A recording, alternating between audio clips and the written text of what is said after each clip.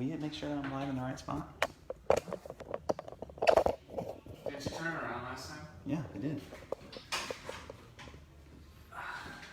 Are we live? Yes. Does it say? I don't know. I can't see it from here. Oh, is that the top left, live? Oh yeah, I just got a notification on my cell phone. Do people still call it cell phone? Or is it just phone now? No, it's Look good at lights. that thumbnail. What a good looking face.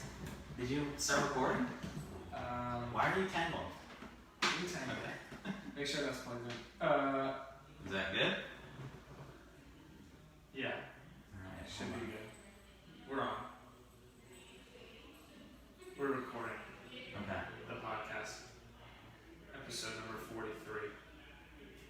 Whoa, 43. 43, we're gonna get to 50 in 7 more episodes. So that's how numbers work. Alright, let's see. Alright, I'm tuned in. I'm our one viewer. You tuned in? I'm tuned in, so I should be number 2. Just count up real quick. I saw on the phone whenever we first got on that Nicole said she was on. Oh, So, good. Nicole, hello. Did Nicole, was she here this morning? Did she work out? Do you know? Yes. Did she dominate? Yes. Okay. Did some script pull-ups, some duple unders, step-ups. Yeah, so full disclaimer, just got done with the workout. Marc just got done coaching his face off, so we're running on fumes. We're going here, crazy. But we're gonna do it. We're going crazy in a good way. So let's just get right into it, man. Okay. Upcoming events, we have the Clean Clinic. Dates again on that, or date on that, Marc? Clean Clinic Is it 12? I mean, it's not too important for people now because It is sold out. it's sold Okay. out, but that is Saturday, September 12th. Okay. So if you want to maybe, here's what we can offer up. If you still want to be a part of it, but you didn't make it in time to sign up, you can come to the gym and stand on the outside and just put your face against the glass and watch. Yeah. And maybe glean a couple of tips from coaches Rob and Gene. This might have been past your time, but when we... Well, was that ageism? Yeah. Okay. When I was little, they had like spy toys, like these cool spy gadgets, to where like you would put one end of it, almost like this is right at your time, where tin cans with the string. My best friend, 2 years down, and I had that setup actually. Oh really? Yeah. So it was didn't work at all. So they had this little spy toy gadget where you you put it up to a wall and then you can listen from, it was probably only like 2 feet away. You're better off putting your ear up to the wall. But you could do that for the Clean Clinic if you want to get some knowledge. Yes. So, okay, I'm sorry. Number 2, let me see on my list. Number 2 is the Fall Nutrition Reset Challenge with Coach Steph. It starts the 14th, which is that Monday, and it runs through October 11th. Nice! 28 days. You're killing it. Yes, I'm good. It's about time. Do we still have the pre-sale pricing? Is it like $125? $125 before Labor Day. After Labor Day, that'll shoot up. Okay, speaking of Labor Day, which is Monday, we will be closed. So if you're looking to get some movement in, what are some good options? Movement options. Sorry, I was your hype man. Movement options. Go to the beach. Go get some Sunny D. Some vitamin D would be very good for you. Yeah, not Sunny D, the actual drink. It's probably Which is terrible. Just so bad. Just drink orange juice. We should do an episode where we go through and rate like kid drinks. Like Kool-Aid, Sunny D. Did you ever have those Huggies? The what? Huggies. It was like. That was a diaper when I was younger. That's what. Yeah. Hope you didn't have that. But yeah, so good movement options. Go to the beach, socially distance, of course. Get some sort of vitamin D. You could go for like a 45-minute. Honestly, a walk would probably be pretty great. A walk with the dogs, a bike ride. As long as it looks nice out. Lately in Florida, we've been having some pretty not super nice weather, but nice enough to where there is a time of the day you can go and do something. So. A jog, and I mean a jog, not like a 45-minute sprint or intervals or anything. No. Use it as an active recovery day. Maybe enjoying your life. Some stretching. Maybe get some stretching in if you like round water or yoga, like want to pull up a yoga video, do some of that. Some nice flow work, maybe for 30, 60 minutes, something like that. I need to get more of that in. Yeah, you do. You need some flow. Hold on. I was going to say at the very beginning, this episode is not sponsored by Killcliff. Yeah.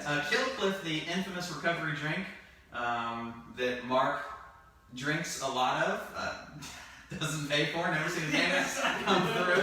Killcliff, also the drink, I'm trying to say this loud enough so Scott, our PT with Exos, knows out there. Killcliff, the recovery drink that Scott pays for with quarters every time. Come on, man. I think he owes us $1. In quarters. In quarters. Half dollars, 50-cent coins. Speaking of the tasting challenge, though, that I was talking about with like the kids' drinks, I was watching a live stream yesterday of this company that I'm a big fan of. Jose knows him as well, Obsessed Garage. Mm-hmm. He did a Little Debbie bracket of all the Little Debbie desserts. And so they set them up, it was like Swiss cake rolls versus pinwheels. Wow. And so he went through, like on the podcast, went through this whole thing. Like ate them and then to like... Yeah, and it would be like, oh, this is the better one. And then you go from like, 64 down to 32, Whoa. 16, 8, the final 4, the finals, and then the winners. I think Stephanie would have a heart attack if we did that on the live. Yeah, I don't think that would be the best fit for our podcast, but maybe if we, I don't know. That'd be really cool. Yeah. We could do that, like you said, with the kids' drinks. There'd probably be a ton of sugar. Or like, we'd have to try each of like Fit Life Foods and Freshly and Trifecta meals and like all of these like pre-made meals. Get one of each. Try to find some that are like try to shrink one.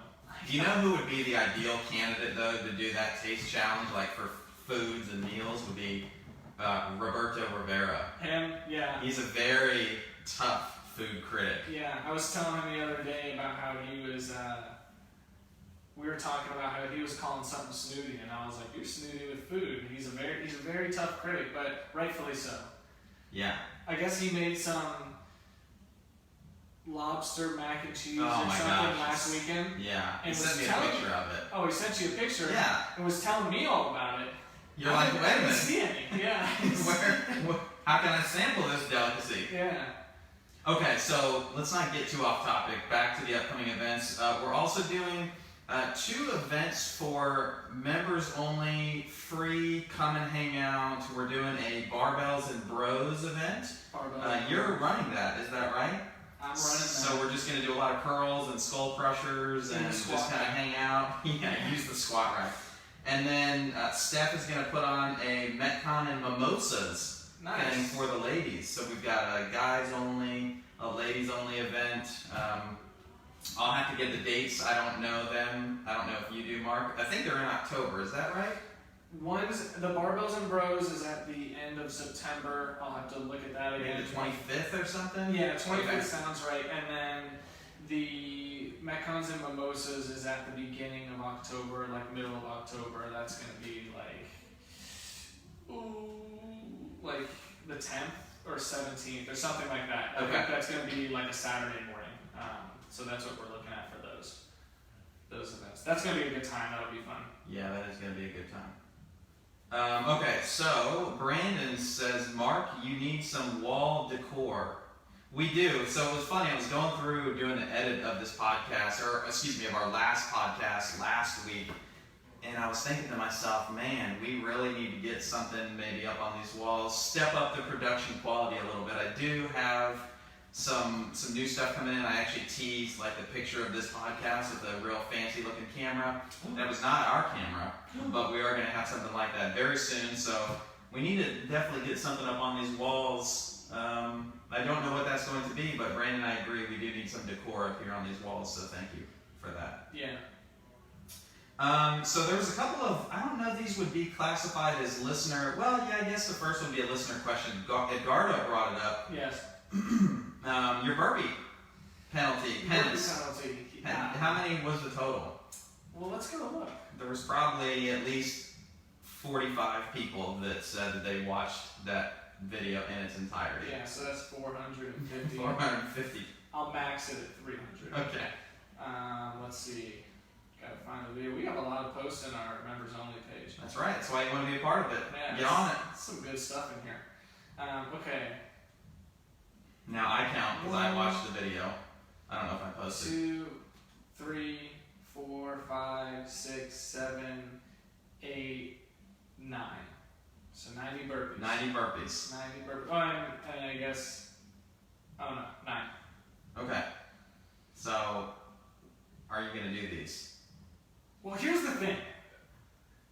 I didn't know that was going to be posted online. It was a surprise. I mean, I told you that in confidence. You put the comment on there, and now Now you're on the hook. yeah, now I'm on the hook. I can't trust you anymore. Okay, so but we have somebody proposed a deal. Do we want to shave your head, or do you want to do your burpee I will penalty? do 180 burpees before I shave my head. Yeah, before a shave, I would definitely do 180 burpees. So the burpees, I'm gonna eat my words for this. They don't sound that bad.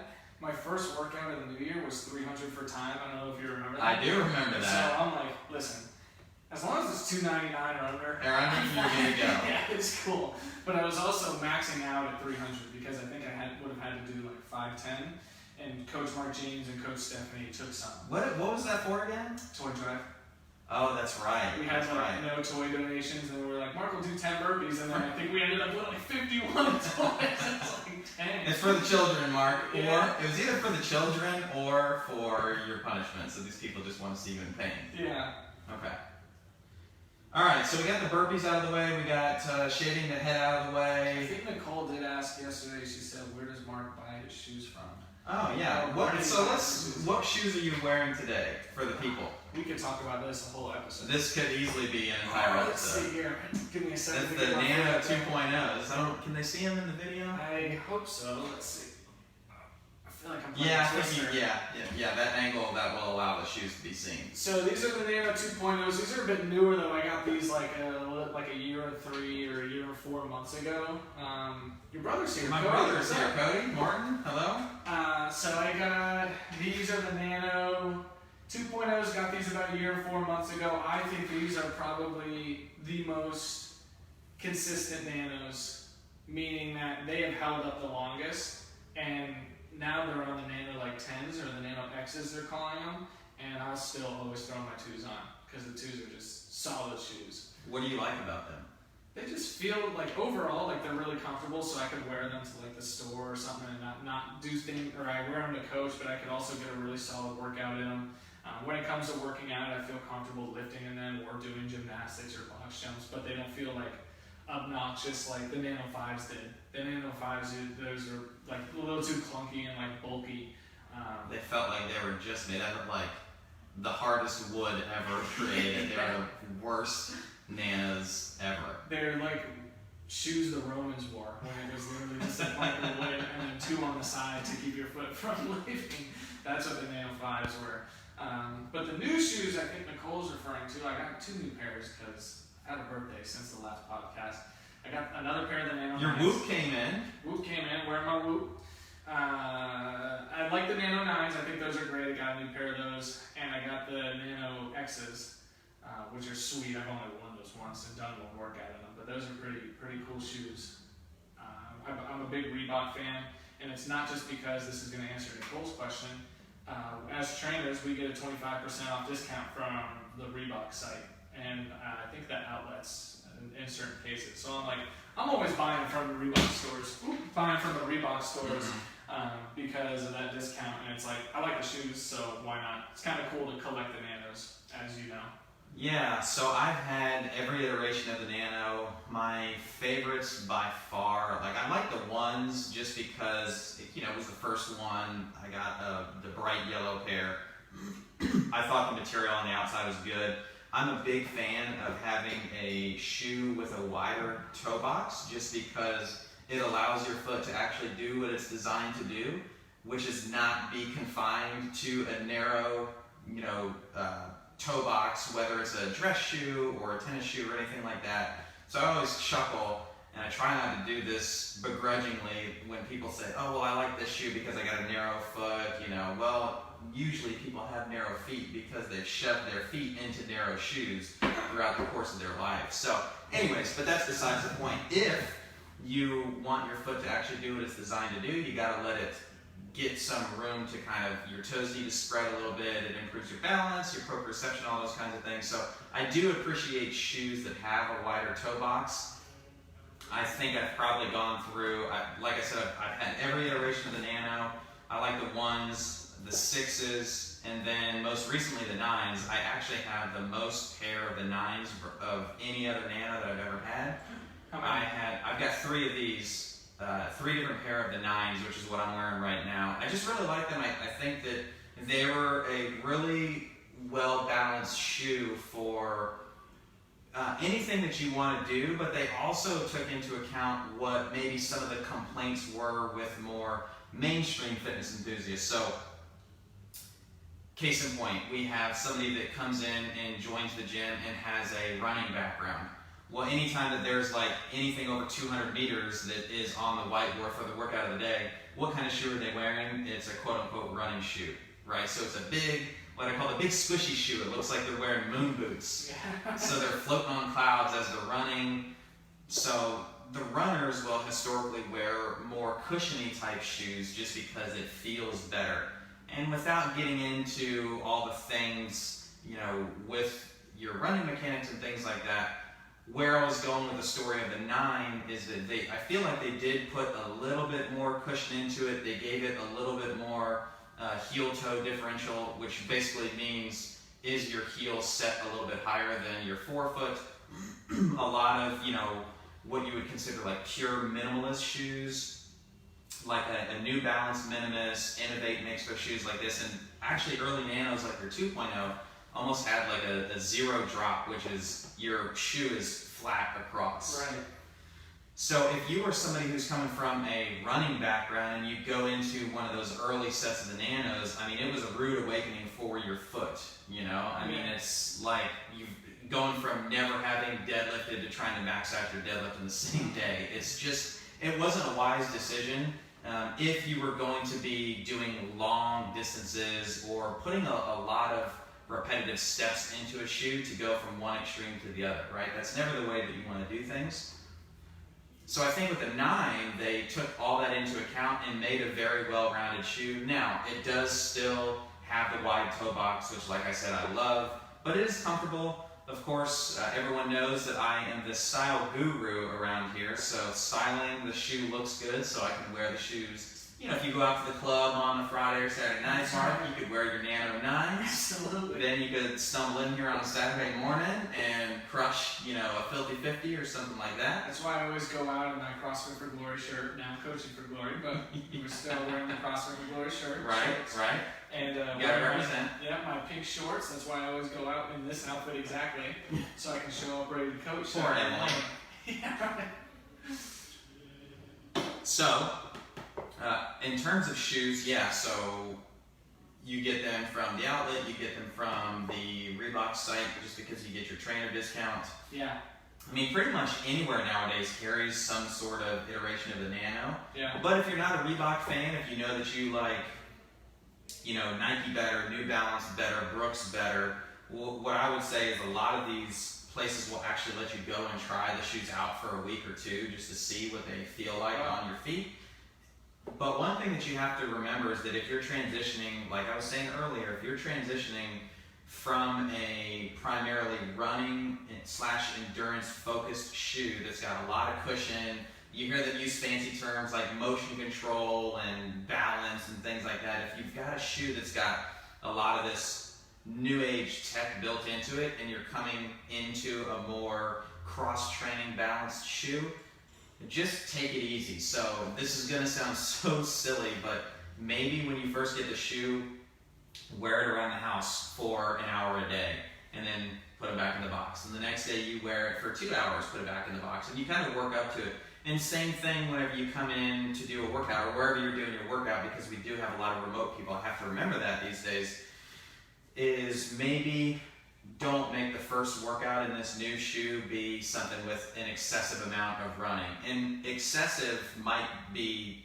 anything over 800 meters when you're going from running a good amount. Like Suzanne was a great example of this. You know, she came from a very heavy endurance background, wore a lot of cushiony shoes, ran several miles every single day, still does. And when she comes in here, if you go into a shoe like this, you just want to take it easy and ease your way into using it. So Right. like I said, this is a topic, Mark, that I could talk on for hours and hours and hours. I think we're already like 20 minutes in. We didn't even, 19 and a half minutes. We didn't even realize it. That's right. But it can also cut up your Achilles too. You ever have new shoes do that where like they haven't like fit to your foot yet and they've like rubbed against your Achilles and like really tore it up? Yeah. That's why you want to kind of take it easy. It's like you want to throw on a new pair of Nanos, even though the Nano X's are super awesome, and run a mile in them because your Achilles might be bleeding. I did actually make that comment to Mark today. It's funny that you mentioned it, that I looked at those shoes. I'm not a huge fan of styling, although I haven't gotten a new pair. I know that's shocking to everybody listening. I haven't gotten a new pair of those yet, but they're coming. It is, well, not officially yet, but you will see them on me at some point. And we all know this to be true. But I made the comment to Bart that, when you look at that shoe from the side profile, it does have that big piece on the back of the heel that looks like, it's going to chop your Achilles in half whenever you take one step. Do you notice that when you're wearing them? No, and it's funny because actually the first workout I wore was yesterday's, and there was some running, and actually it was all outside. It was like 7 total laps around the building. So like everything you said, I did the opposite of. So like yesterday I did the first workout in them, was 7 total laps around the building, so almost a mile in them, and I didn't feel that at all. But that's what I noticed before I had them, and someone brought it up to me. They're like, man, the back looks much higher than other Nanos, and I was like, yeah, it is. And it wasn't off-putting, but it did kind of throw me off at first, but I didn't even notice it yesterday, and actually they felt really, really good running for their very first workout, which I think is a pretty good sign for a shoe. So no, it didn't really bother me at all. Yeah, that's interesting. I'm always fascinated by shoe design.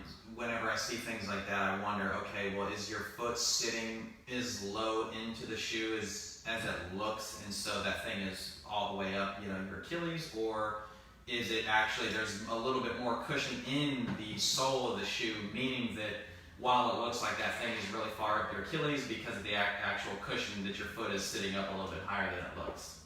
Yeah.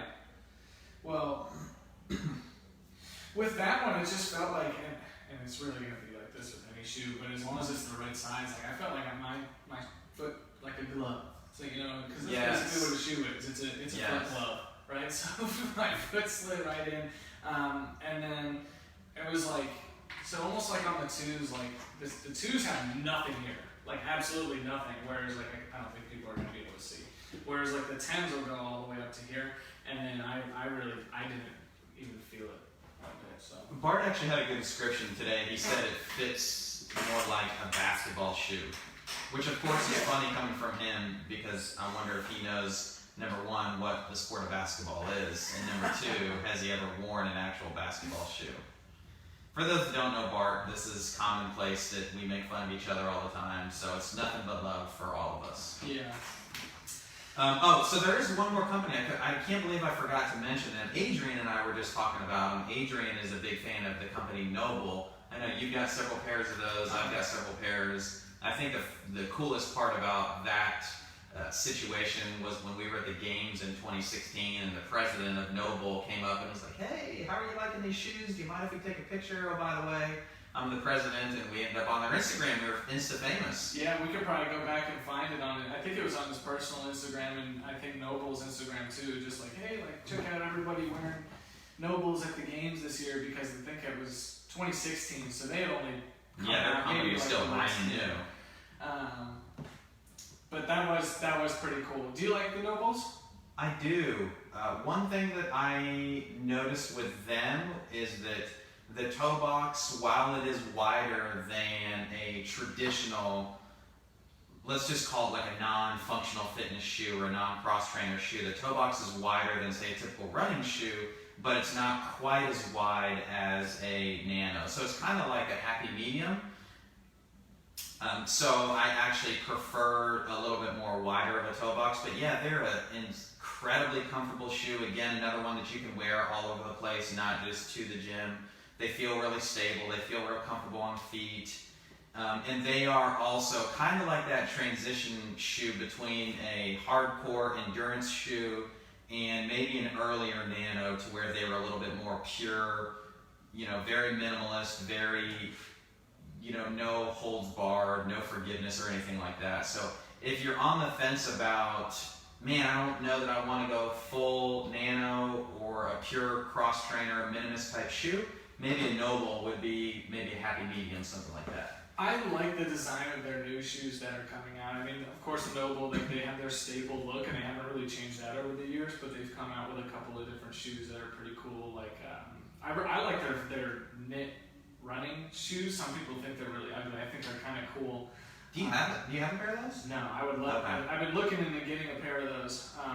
Just get them, Mark. I'll give you permission. It's like for workouts like yesterday, where it's like just running stuff. It's like, hey, it can be a trainer, but also maybe if there's a little bit more running involved, you can do that, and it's not going to be flat and squishy. Your mom has a pair, right? Yes, and I love them. Okay. I look at them. I'm like, I want a pair. Here's the picture. Oh, look at that. Mark pulled up the picture. Yeah. Oh my goodness.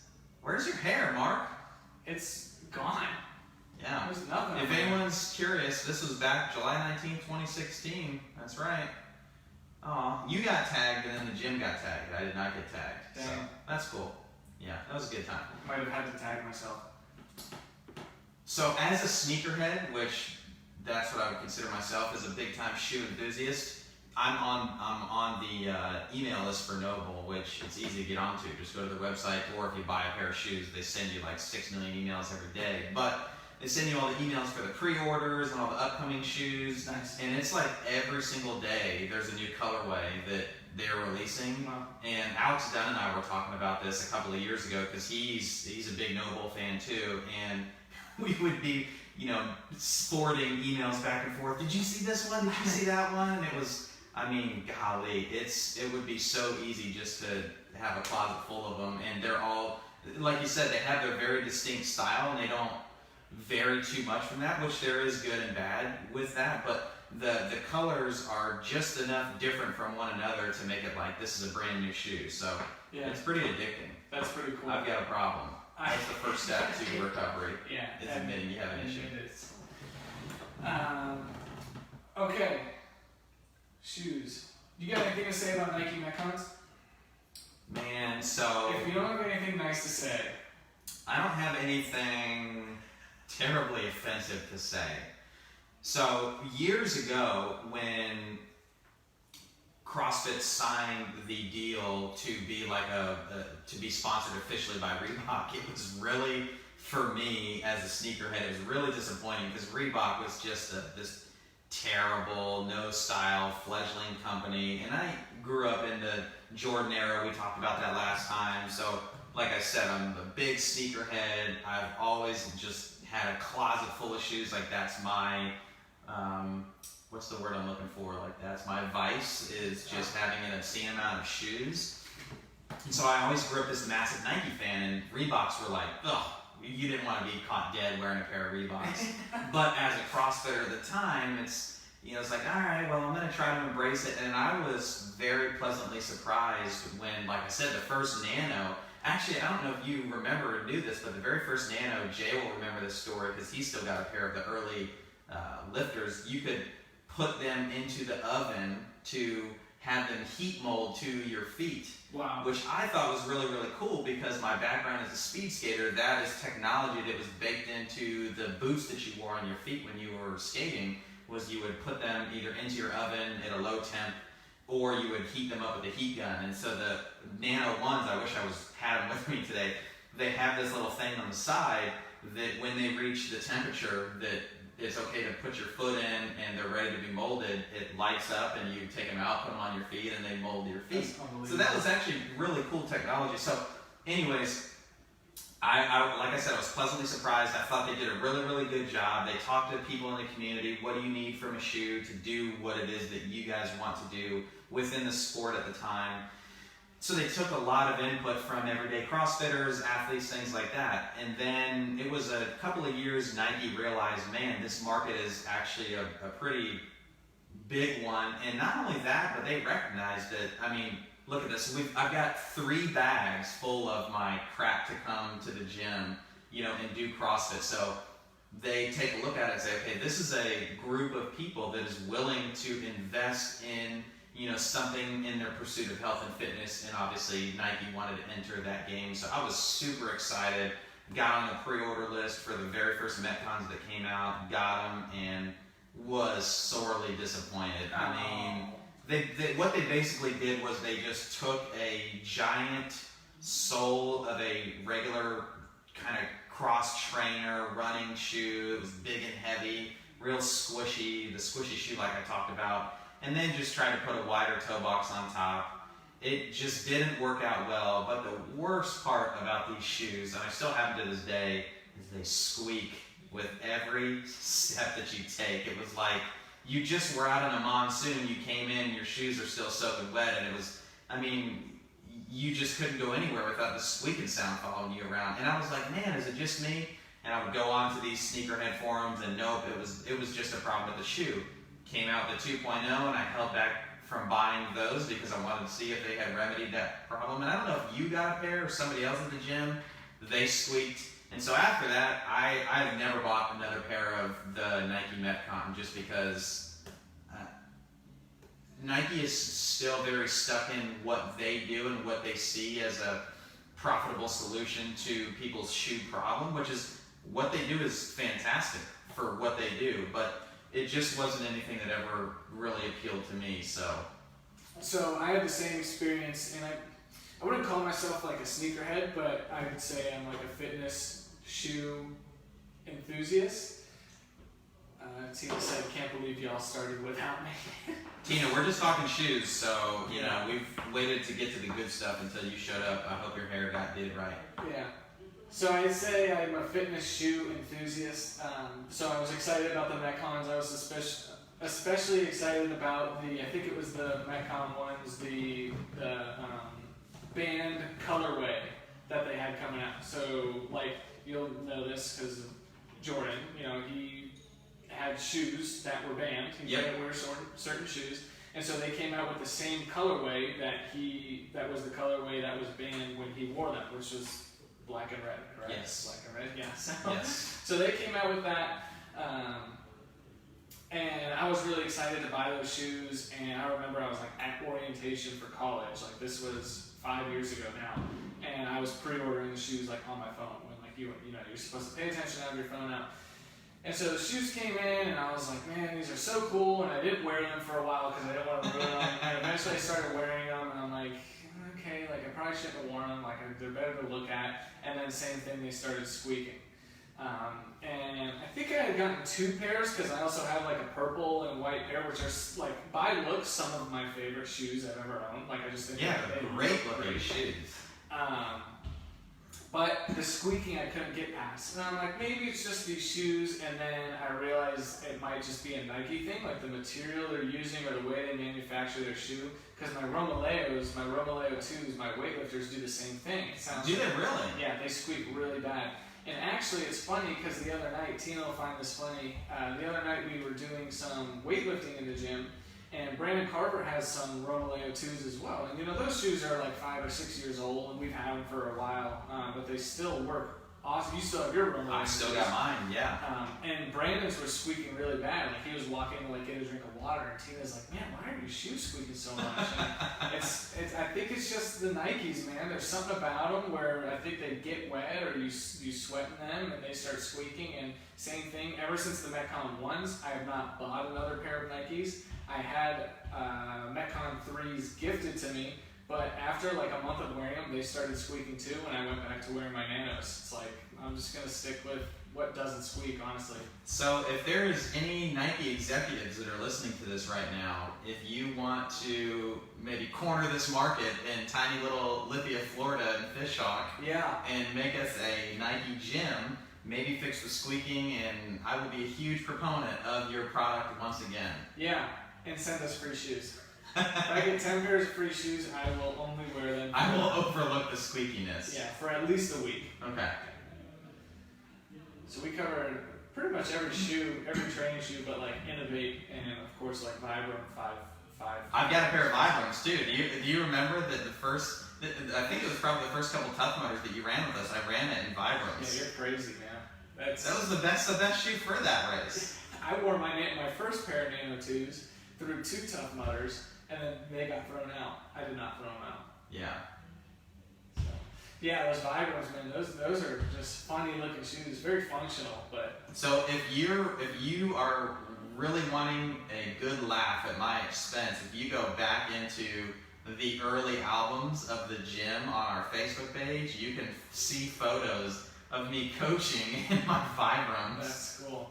I'll have to find that later. It'd probably take too long right now. Yeah, you don't need to waste your time doing it now. But that's funny, man. They're great conversation starters, and I think something, they had these crazy claims that were like, wear these shoes and fix your foot problems, and the company ended up going through this massive lawsuit because there were these ridiculous claims, and what it ended up happening is they captured a great share of the market. They were like, oh man, I've got foot problems, this shoe should solve it. And so they went from, like I was saying earlier, wearing these big, super cushy shoes to these Vibrams, and then people's problems would just get horribly exacerbated. They would have these horrendous, foot injuries. And I don't know if the company still exists or what, but man, they got dragged through the mud. Literally. Tough Mudders. If you did a Tough Mudder. That's rough. I remember Alex first had a pair. And yes. He wore them all the time. And I remember both of you guys swore by them. I'm like, listen. It might be great, but I'm not trying to go for that look. You won't catch me in them. But if I want people to see my toes, they're going to see my toes. Not a toe with a glove over it, just to say that again. Cool. All right, what's the next thing that we have on the soup du jour? We're going to talk about, is that French? That is French for soup of the day. Whoa! We're going to talk about intermittent fasting and soup. We're going to talk about both. That was a great segue. I didn't even plan it. Soup du jour, it's a food, intermittent fasting, that's about nutrition. Yeah. What is the question about intermittent fasting today? So, 2 soups of the day. The first was shoes. The next is shoe soup. And now we got intermittent fasting. And we got a bunch of questions that kind of get asked to... I'm asked about it all the time. I imagine you are. It comes up in conversation a lot. Among the staff, we talk about it a lot. Among the members. What is intermittent fasting? Who is it for? Should you do it? Why or why not? Is it a good option for me? Yeah, so basically a real... We want the Cliff's Notes version of intermittent fasting. What are some of it? That's what you're asking. Oh, yeah. So like, what is like what foundational knowledge can you give me about intermittent fasting? So intermittent fasting is basically a nutrition protocol where you restrict the feeding window of your day.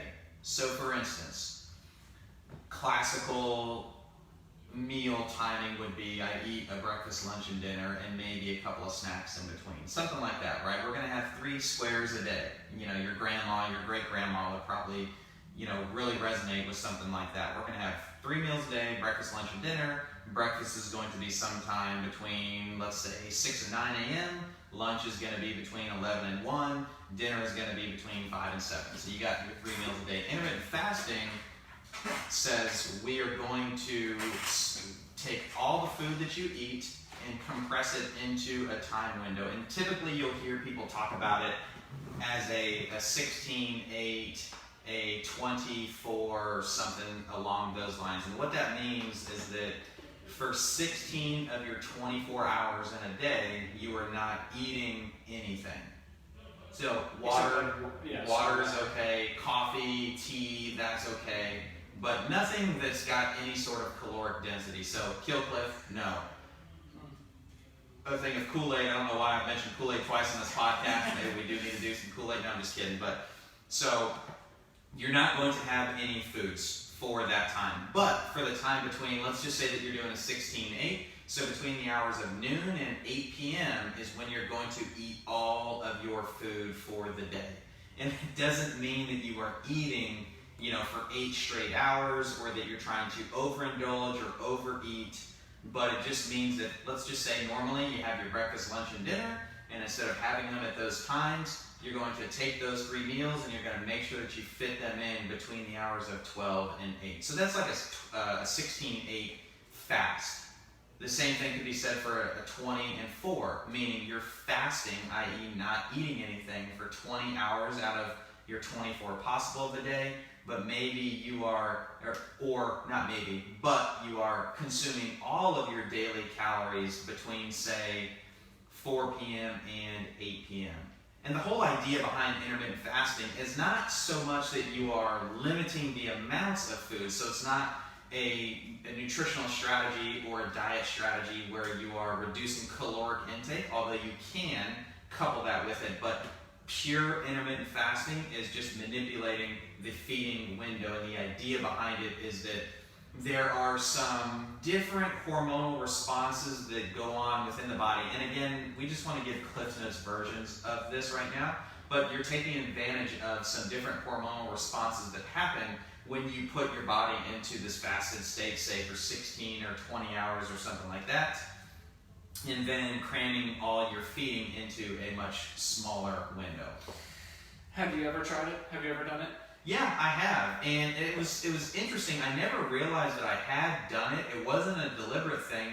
It's actually something that was born out of just the way that my days were flowing for a while. And I'll give you, for instance, there's a period of time several years ago where in order to really get in a lot of good quality time with the family, what I would do is kind of push pause on the work part of my day whenever, I would get home from, say, coaching an evening class, and make sure that I was present and aware of everything that was going on with the family, put in some quality time. The family would go to bed, and then I would basically stay up for another couple of hours doing the work that needed to be done. And then I would go to bed, and then I would get up, and I wouldn't deliberately delay my first meal of the day, but it just kind of happened that way. And I was realizing, man, I'm having my first meal at like 11 or 12 o'clock, and then I feel good eating kind of throughout the day until about, say, 7 or 8 o'clock, and then I'm done eating again. So it's just something that kind of happened organically. It's nothing that was deliberate. So I wasn't, tracking results or measuring any of that stuff. It just is something that happened. And I could almost make the argument that I maybe have done a version of that even as recently as pre-COVID, but now it's definitely, my meals are spread deliberately throughout the day. So it's something that you did that's just kind of the way life worked. And I think sometimes, I think that's a lot more common than people think. Like if you ask them, hey, do you do intermittent fasting? And they'll say no, but I think if people were really mindful of it, it'd be like, oh, maybe I do accidentally do intermittent fasting. Like I wake up, I won't eat till lunchtime. If I'm on my lunch break, I'll do that, and then I'll eat between 12 and 8. It's the same for me, kind of same routine that I'll just kind of fall in sometimes, maybe a couple weeks at a time. But a lot of the questions we get are people who haven't done it, whether it was on purpose or accident, and they've heard good things about it. Yep. And they wonder if they should do it. So who would you say this nutrition protocol, I like that you call it that, not this diet, but this nutrition protocol, who would you say it's for? So before I answer that, one thing that I want to stress, because this is a very important point, is that when you say that some people kind of fall into that, or I said that it just kind of organically happened for me, what you have to understand, and you probably noticed this too, is that I didn't do it deliberately for any kind of specific goal. And let's be frank here, most of the people that are probably thinking about doing something like this are thinking about making a body composition adjustment, i.e. I want to lose body fat, and they've heard or read about intermittent fasting or something like that, so that's where the conversation usually comes from. When I did it when I found that I was just kind of falling into this, it wasn't that I was restricting any calories. And a lot of times when people say, oh yeah, I guess I kind of am doing that, well, when I've done the homework of digging in and asked them to kind of write down what it is that they're eating, what we usually find is that they are severely under eating at that time. And then when you couple that with, okay, I'm going to restrict the feeding window, it's very, very hard for somebody to make the switch that, okay, I'm already under eating, and now I'm compressing everything into this smaller window, so it makes it seem like they're eating more food in this smaller window, which can really play tricks on your mind because it will seem that you're actually eating more than you are. You're right. So it's a really, really vicious cycle, and I want to make sure that I preface what I'm about to say with that. And it's because of that any decision that you make, where you're thinking about, trying out a different nutrition protocol, is sit down and talk to a coach. We've got an amazing nutrition coach here at the gym, and Steph, she's available. If you've got any direct questions, of course, you can always ask me, but she's really the expert in this kind of stuff. But directly to answer your question is, who is it for? Should people try it? In general, and again, I'm not a registered dietitian, but I know enough to know enough, I don't think that it is a smart play. And here's why. I'm a big, big, big fan and proponent of doing something that is sustainable for the long term. So I can tell this story from a movement standpoint, I can tell it from a sleep strategy standpoint, a stress management standpoint, and so nutrition and eating is the same thing. I want to get somebody to adopt a protocol that not only can they do it for 28 days or for 2 months, or because I've got to fit into the perfect outfit for this event 3 months down the road, but something that they can maintain for 3 years, 30 years, for the remainder of their life. Because ultimately, what is going to lead them to the most happiness and joy is something that they don't really stress out about all the time, or they become this basket case trying to fit into this tight box of rules that something like intermittent fasting can really kind of force you into. So the first piece is talk to a nutrition coach. The second piece is, you need to do something that is going to be sustainable for the long term. Now, that's not to say that intermittent fasting couldn't, because what if you're somebody who works shift work and, a 16-8 or an 18-6 or a 24, type fasting strategy works for you based upon what your specific lifestyle, has for you, the way that it works out with your schedule. Maybe it does work. But again, the best way to know that is just talk to a coach. Now, there are instances where intermittent fasting can be very, very beneficial, but we can't get into those strictly because it's usually what is referred to as medical nutrition therapy. So somebody that is in a heavily diseased state, somebody that is suffering from some sort of medical condition where a advanced protocol like intermittent fasting under the controlled circumstance of an RD or a medical doctor or a nurse practitioner would be the best case scenario. However, for the general fitness, health and wellness person, just talk to a nutrition coach and work with them to establish what works best for you for the long term. So, in short, we talked about what intermittent fasting is, who's it for, and just judging by what you said, we have some questions written that people ask us. Should you do it? Why or why not? Would you say for the most part? I mean, of course, you're not a dietitian. Would you say probably not? For most people, that would not be the route you would suggest. Can't say prescribe, but because we're dodging all of the I mean, look, it's not a black and white thing. It's definitely a gray area, but. I can say it very plainly, and I'm comfortable with saying it, that no, probably not. It's not something that I would recommend for, anybody that is listening to this podcast, for the most part, anybody that comes into our gym. take a look at the plate of food that you have, right, in front of you, or the next plate of food that you make for yourself. Half of that plate should be vegetables, a quarter of that plate should be a protein, and then a quarter of that plate should be like some sort of starchy carbohydrate. Mm-hmm.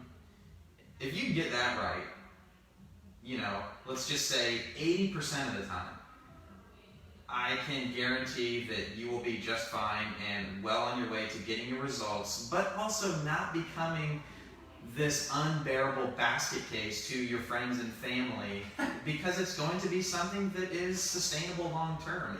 And ultimately, when a coach does the amount of digging that you really need to do to get to the root of what somebody wants, that is what is going to be the best case solution. So yeah, to answer your question, I would say for the most part, no, I would not recommend that. But you would recommend talking to a nutrition coach? Yeah, absolutely.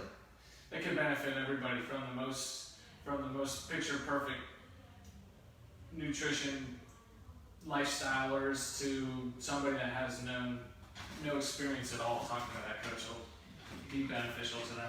Yeah, and here's the other thing. You know, I think about this a lot.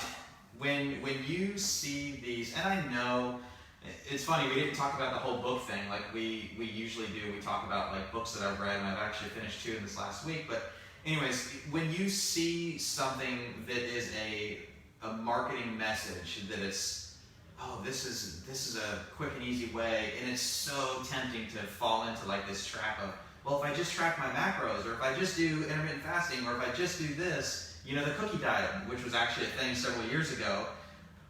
The reality is, yeah, you probably will get results, but you're going to regress further than where you were when you started. So if you see something that is, come do this thing, you're going to get results really, really fast, turn and look the other way. Because the right answer is going to be simple, but it's not going to be easy. Yeah. And it's funny you say that, because I feel like 80%, funny 80-20 rule, but 80% of what we see on social media, so things like Facebook or Instagram or Twitter, could be something like, you know, it's this super ripped Instagram model, male or female, and they're like, I've been intermittent fasting for 4 years and here's why. And it's like, that's the stuff people are going to post. They're not going to post, because maybe like they probably have a nutrition coach, or they are a nutrition coach and they found that works for them, but they're not going to show, hey, here's the 16 other protocols that I've tried for me that didn't work. Here's intermittent fasting, it really worked, you should do it too. And that's a disservice to a lot of people. I would say the majority of people that are on these apps, and especially when you can come across like a BuzzFeed article or a Vice article where it's like intermittent fast, like a really simple title would be like, intermittent fasting works, here's why. And it's like, you're gonna get so many clicks and I don't want to say this, but like suckers reading it that are like, all right, I'm starting that Monday, or I'm starting that tomorrow because I read this BuzzFeed article or saw this post on Instagram. When it's like, listen, take an hour of your day, go to a Hungry for Help session or whatever nutrition coach meeting is being called near you, and get your stuff figured out, because that's going to be a lot more beneficial than reading an article. Yeah, and ultimately, that was one of the reasons why I wanted to invest time into doing things like this. Because let's be honest, when we talk for an hour and 15 minutes, the algorithm on Instagram and Facebook doesn't like that. And most people want their bite-sized snacks at 30 seconds, fix me in 60 seconds. You know, those are the videos and everything that are going to get the most watches. But that's actually not the way to get what you truly want, right? And so there is nuance in the conversation, and that's the benefit of working with a professional coach. And I'm not just saying that to like plug what it is that we do here, but that's really like a microcosm for life in general. Is, you know, good things take time and you have to work hard for them. And so if you see a very easy solution that somebody is, you know, dangling in front of you, go the other way, because it's not the best case for you. It's almost like, backtracking a little bit, the conversation we just had about shoes. It's like we went through all these different shoes, the Nobles, the Reeboks, the Nikes, the Vibrams, and we talked all these pros and cons of all of those different ones. And you go on the Reebok site and you go, hey, I was thinking about getting some Reeboks. Like, I'm going to go on the Reebok site. I was thinking about intermittent fasting. I'm going to go on the National Intermittent Fasting website, and you're going to get fed all of the great things about their shoes, whereas you can kind of sit down with a coach or listen to a more thoughtful discussion about shoes, nutrition, movement, sleep, meditation, anything like that, and get a much more sound discussion and form a better opinion based on hearing those things, rather than hearing basically what you're kind of going to look for anyway. Because if you think, hey, I'm going to the intermittent fasting website, or I'm going to the Reebok website and thinking about get these shoes, and you're going to that website, you're going to get fed exactly what you want to hear. So it's better to, like you said, do your research, and more importantly, talk to somebody, have a thoughtful discussion about these things, rather than take those little bite-sized clips that you're subconsciously looking for. So apparently my quick comment about the cookie diet spurred some discussion. Nicole would like to hear more about it. For real, like, it's a thing. If you go and Google it, I mean, I liken it to somebody coming in that has never worked out before, or I'm sorry, somebody coming in that has worked out for a really, really long time with, let's just say they had a bodybuilding or a strictly powerlifting background, and you have them do, CrossFit or functional fitness, or basically anything different. They're actually going to see quick, really crazy results because they're doing something different. And so the cookie diet was no different. You took these people that were probably overeating a bunch of crappy processed foods, and then you took the calorie count down. Even though it was cookies, you took the calorie count down and you're doing something different. They actually saw results. Of course, the long-term conclusion is that they ended up regressing way, worse than where they started from. But yeah, I mean, it was definitely a real thing. It's almost like when bodybuilders will do like a dirty bulk, where like for 4 or 6 weeks, right, they're just getting in like 4,000 calories worth of crap, right? They're gonna put on some, a ton of body fat percentage in the long term, but in the short term, it's like their body's like, whoa, you were just clean eating for 18 weeks, and now you're just taking in 4,000 calories worth of stuff. And those guys just beef up, and then that's when they cut down and get miserable again. But it's like, for those 6 weeks, man, they are on. They are awesome. All right, so if intermittent fasting is probably not a good option for a majority of people, like you said, that are listening to this, that come into the gym, what are some other things that they could be doing to kind of establish the habits that are going to help them achieve the goals that they ultimately want to achieve? So this is something that we actually started moving towards. This was before COVID. This was actually towards the end of 2019. It might have been like the last quarter of 2019. I really started shifting a lot of the conversation, not just with the staff, but with members that I was talking to this idea of what I call the SEMM Model, so SEMM, and it stands for Sleep, Eat, Move, and Manage.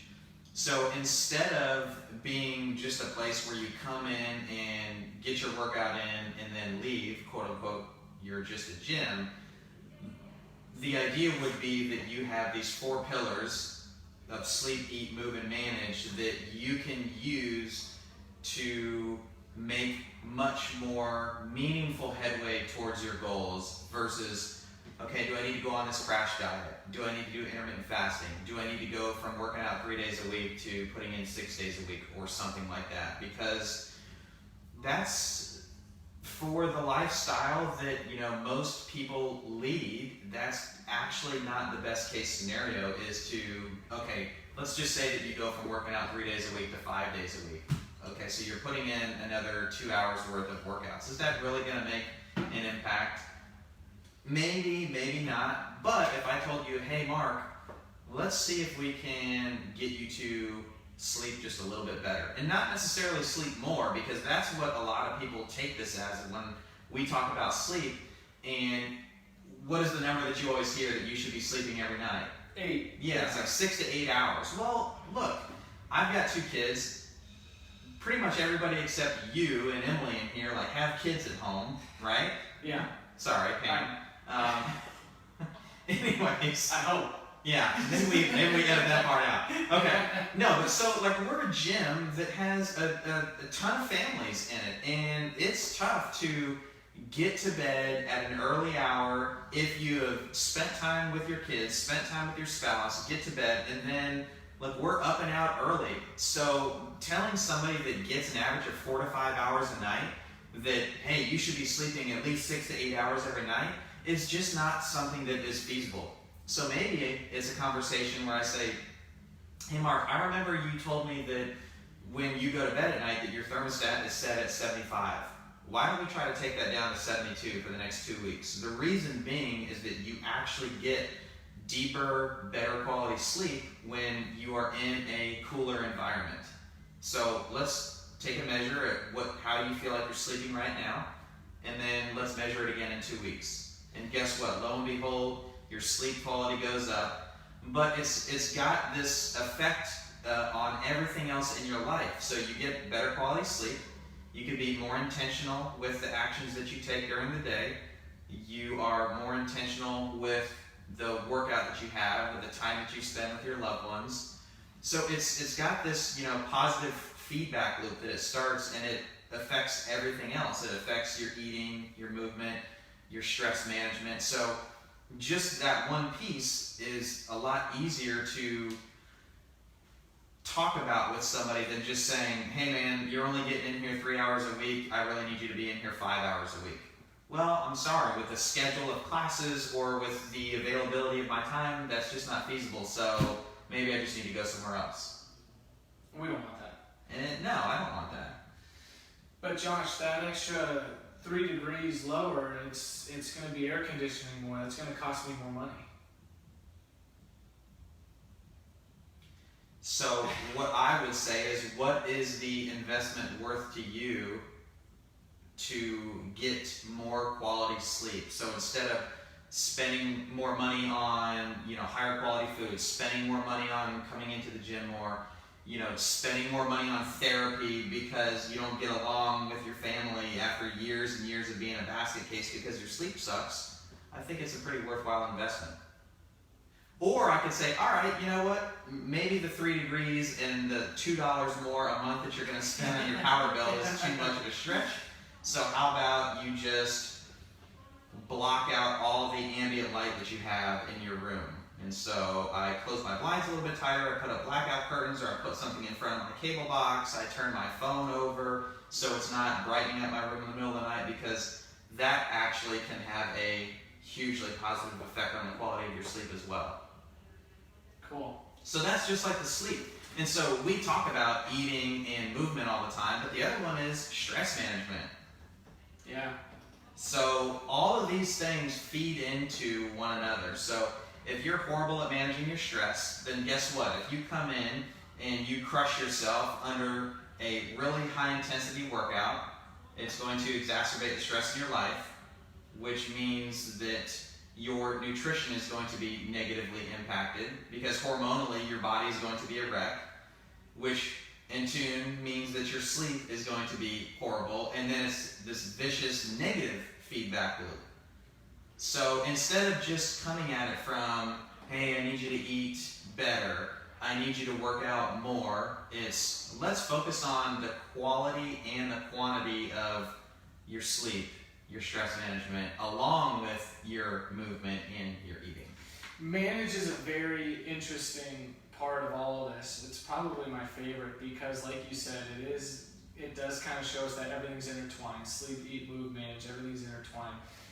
You can manage your sleep, your nutrition, and your movement, and in turn, your stress. Are there any specific points that you would like to go over that'll be like, hey, here's how you can specifically manage your stress maybe in the moment, or because I guess overall would be sleeping, eating, and movement. But I know people are like, hey, whenever I'm feeling stressed or anxious, what I might do is meditate for 15 minutes or read, or any specific tasks that you think help with stress management. Yeah. First, I would just like to say I'm glad that you pointed out that it is a management technique. It is not stress elimination because, number one, that's impossible. Everybody has stresses, whether you really recognize that you are stressed or not. Internally, the body recognizes all stress the same. So stress is stress is stress. If it's you got ticked off because somebody cut you off in traffic, or you had a high intensity workout, or you got into a fight with your spouse before you left for work, like the body processes all of that stress the same. And so it can really just pile up on you. And it's not that we're saying, hey, you need to eliminate the stress in your life. That's not possible. But we can give you strategies for managing it. So the two different prongs that we come at this from is, number one, you need to have a practice of managing it often, and you need to have a practice of managing it well. So I've actually got this whole framework built out that I've put together over the course of like the past 18 months, and I've peppered it in with some of the staff. I use it heavily in my other companies, Two Brain Coaching and Two Brain Business. And then I've also started to kind of toy around with a handful of members here at the gym that I know are into this kind of thing. But like the very first thing that you need to know when it comes to stress management is, what are your values and your priorities in life? Because that is ultimately where your decision making should emanate from, right? So if you tell me that priority number one is your faith, like mine is, well then guess what? The very first parts of every single day is I get up and I invest in time with God. So I read the Bible, I've got a devotional, it is quiet time just for me. So I prioritize that. But if I don't take the time to actually write down and become aware of what my values and priorities are, then I wake up and start my day in this very just reactive state. Oh, I got a text message. Oh, I got a Slack message. Oh, I got a Facebook message. Oh, I got an email. Oh, I got this voicemail. Instead of, nope, this is what my values and my priorities are. So mine is faith, family, and fitness. So every single day, my faith is prioritized. Then it is my family. So spending time with Mandy, the kids, mom and dad, all that kind of stuff. My family here at the gym, the staff, the people that come here, like I feel like to me these are all my extended family. And then my fitness, because my fitness feeds back into my ability to be present for my faith and my family. So that's always the first step, right? It's not, oh, do I need to meditate or anything like that? Well, no, because if you don't have your values and your priorities written down and you've taken the time to do that, then it really doesn't matter what the rest of the framework says. So that's always the first one. Do you have a coach to help you with these things? I do, yeah. I've got a couple actually. So informally, there are a handful of people that I interact with on a pretty regular basis. Obviously, my wife, you, Steph, these are people that I look to for guidance, for feedback, for direction. There's a handful of members, that I always bounce stuff off of, and that's what I think of in terms of like a more of an informal coach situation. Mm-hmm. But then I've also got mentors that I work with. So I've got specifically for the gym business, I have a mentor that I work with, and then we also have mentorship invested for you guys. But then for me personally, I also have a mentor, or if you want to call it a coach, that helps me, not just day-to-day type stuff, but like long-term strategy and planning that ties back into the daily processes and habits to get me there. So you kind of answered the question already, where the coaching and your coaches kind of fit into everything that we've talked about with sleep, eat, move, and manage. So all these different external forces that are acting in your life to help, like you said, guide, provide feedback, motivate, to help make the decisions you make, and that's from everything from maybe going to sleep a little earlier to eat this, not that, and movement, and then stress management as well. How long First of all, do you recommend a coach for everybody for one of these, or to help manage their SEMM model, their SEMM model? Absolutely. I mean, we wouldn't bring it up if we didn't think that was truly the best solution for sustainable long-term happiness and joy and getting people to live their absolute best life. So 100% people need coaching on that. Now, one of the things that I find interesting, I know that people tease me all the time, like, oh my gosh, we haven't seen you coaching in forever. But if especially some of the OGs that have been with us for a long time, if they think back to when I coached, and I've had this realization over the last 18 months too, and even still when I step in and do little things here and there that might not seem like traditional, like, okay, 9 o'clock, run 2 laps, where I'm, orchestrating the whole class, but a very small percentage of my coaching revolves around movement. And it wasn't ever a deliberate transition to where I did that. So it wasn't like I'm focused on feet flat, knees out, chest tall, things like that. It's much more the nuance of, like we talked about last time, like understanding what are the stresses that somebody has in their life, and not just basing what the workout is, what the options for the workout is going to be for that person based upon, how many pull-ups can you do, or how much weight can you lift on this, but also taking into account, how was your sleep last night? Was it a 6 out of 10? You normally get 8 hours, you told me, Mark. Did you get 6 last night? Did you get 10 hours last night? Okay, well, what are the stresses, that are going on? And these aren't like direct questions that I'm asking, but I'm asking them in other ways because of the relationship that I have with everybody, right?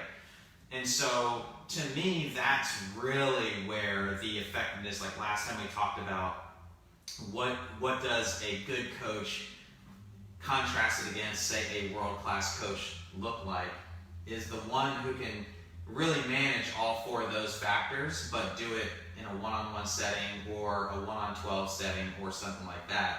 That it's like movement's one of those things, right? So let's say 25% of the time it should be movement, but really, especially this what became even more crystal clear through COVID.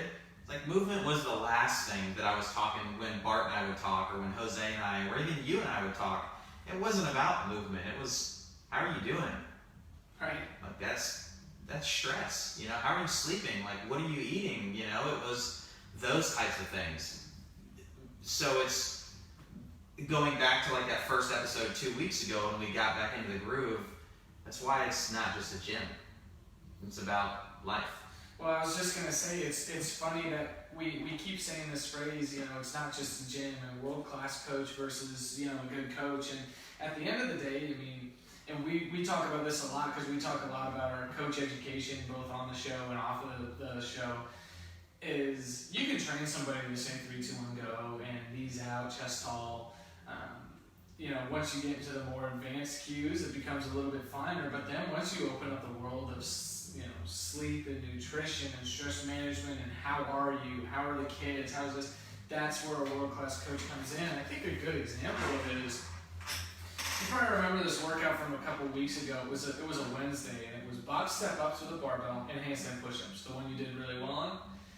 And I remember that day, my alarm was set at a certain time. I know exactly, yes. You know what I'm going to get to? Yes. Yeah, and so I said, I got up much later. I didn't even hear my alarm go off like 25 minutes beforehand because I was that tired and sleepy. My workout was a little off because I was a little sleepy, but afterwards, you, Bart, and I were sitting around talking, and I was just, you guys were giving me a hard time for I was like 8 or 10 minutes late to the class, and I still wanted to show up and work out. And I was like, I told you what happened, man. I don't know what got into me. I guess I just must have been so tired. And you said, what do you have planned for the day? And I said, I'm going to knock some work out for CFG. And you said, you need to take a nap. And I'm like, my boss is telling me to take a nap instead of you're all of a sudden we're getting these applications rolling in. Yeah. Work there. But no, you were like, you need to just, even if you're not sleeping, lay down for like an hour or two and just rest, like, because you obviously need it. And that was one, comforting to know that I, have support and something like that, but also it's like, okay, that's what coaching is. It's not a, oh man, you got 5 hours of sleep, like, yeah, you're gonna be pretty tired. Sorry, catch up on it the next night. It's like, this is what you need to do to be the best you can for the rest of today. If that 1 hour of you laying down and relaxing gives me 2 or 3 more hours of productivity, it's like, that's what we're looking for. It's really hard to do because we really live in a society and culture, especially here in the U.S., that people that grind and hustle and whatever the hashtag is of the day, 24/7. Oh, I only sleep 5 hours. Well, I only sleep 4. Well, I don't even sleep. Like, that stuff is celebrated, and that's just not. It's not, number one, it's not sustainable. It's not healthy. And ultimately, when the rubber meets the road and you get into real conversation with people, that's what they want, is they want to be happy and healthy. So if that's it, then you have to coach, and it can't be movement. It's got to be these other factors as well. It's just funny because going back to what I was saying earlier about like Instagram models and like this is what you need to strive for, is like, I'm going to try not to say too much bad stuff about this guy because I think he could kill me before I even realized what was happening. But like, I know a lot of people are fans of like Jocko. I was re-listening to a book of his this morning, actually. Extreme Ownership? Yes. Yeah, that's a good one. But on his Instagram, he's always posting pictures of his watch, and he's like up at 3:15 a.m. or workout done by 3:45 a.m.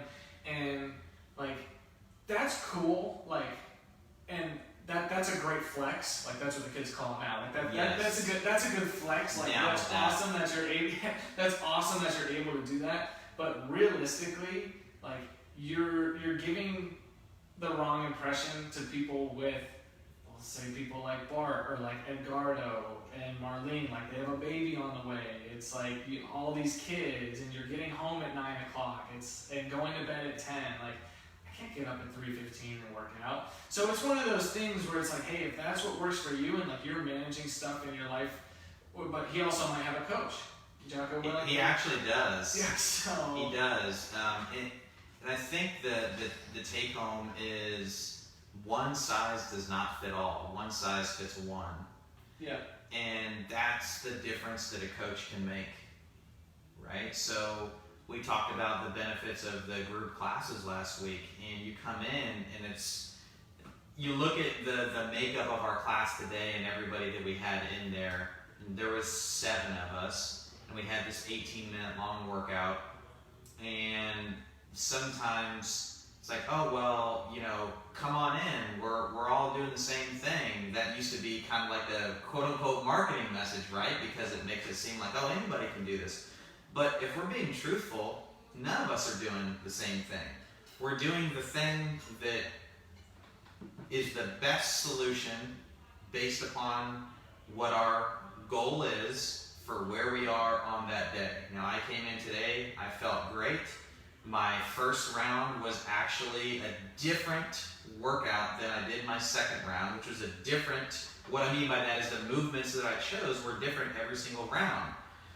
So, but that's the difference that a coach can make, is that, yeah, you can come in and we have something written on the board, but ultimately it's you that went around to every single person and said, okay, today you're going to do this. Because I know what, based upon conversation, nuance, relationship, history, goals, like all these processes that are happening in your head in a split second, okay, Allie, you're going to do this. Natalie, you're going to do this. Melissa's doing this. Adrian's doing this. Yeah. Zach's doing that. Bart's doing this. Josh is doing that. And it happens effortlessly. But again, going back to your point about Jocko is he's got somebody that's telling him, like, okay, based upon the goals that you have for life, with the stresses that you have, I heard the story about him. He's actually got a jiu-jitsu gym that he owns out in California, and the government, the California governor says, okay, well, you guys can open, but you have to maintain social distancing. Well, how do you, I've never done jiu-jitsu, but I know what it involves, but how do you maintain social distancing? So that's a stress, right? So his coach takes that into account. So maybe, hey, I know that normally you wake up at 4:15, maybe you wake up at 4:30. But a coach ultimately is, the one that can make that big of a difference. And then to tie it all back to, I think your question, and I saw it here, was how long do you need a coach for? I think you always want to have a coach, but what the coach is working on with you at any particular time is different depending upon the stage of life that you are in, where you are at in your journey, what your goals are. For instance, I don't need a movement coach as much as I need somebody to help me manage my stress, make sure that I'm being productive in my day-to-day.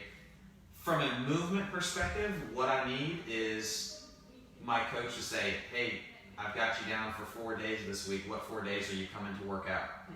That's it. That's the benefit for me, right? Yeah. And then we have that a lot because you and I go back and forth through text throughout the week, and it's like, hey man, I saw you on Monday, and it's Wednesday night. I haven't seen you since. Like, are you planning on like Thursday, Friday, Saturday? And you're 9 times out of 10, you're gonna be like, yeah, 99 times out of 100, because you've really gotten the last like year and a half, like you said, 18 months earlier. The consistency's been there, right? So it's like. It's just one of those things, but just checking in, like, hey, just making sure you're still going to be here 4 days a week, and it's like, oh, okay.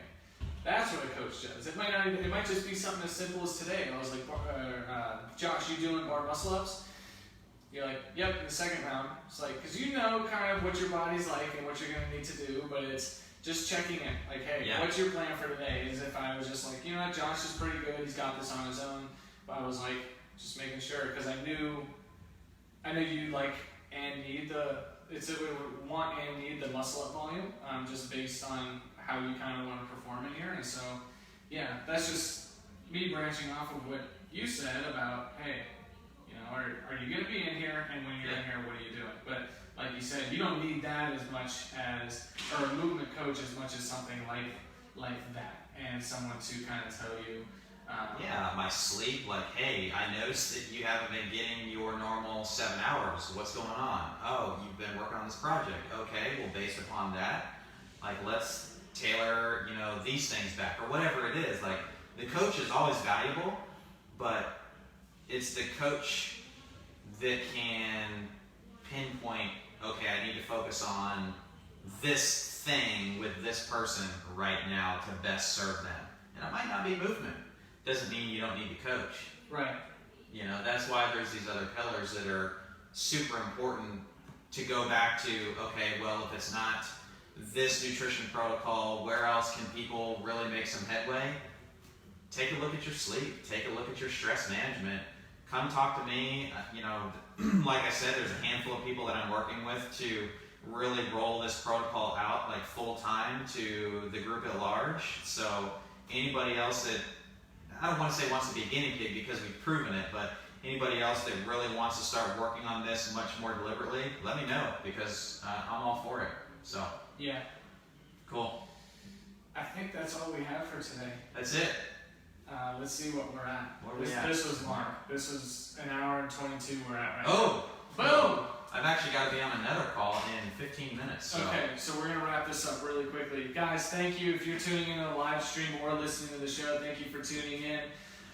We really, really appreciate it. We actually have a lot of viewers this week. That must have been, we've been... Yeah, we're at, I think, 5 or 6. So yes. We must have been pretty captivating this week. That's good. Talking about some pretty... important stuff today. Want to remind you guys about the fall reset nutrition challenge we got coming up. That is not just for people in the gym, that's open to everybody. So sign up for that, or get a friend to sign up if you're interested.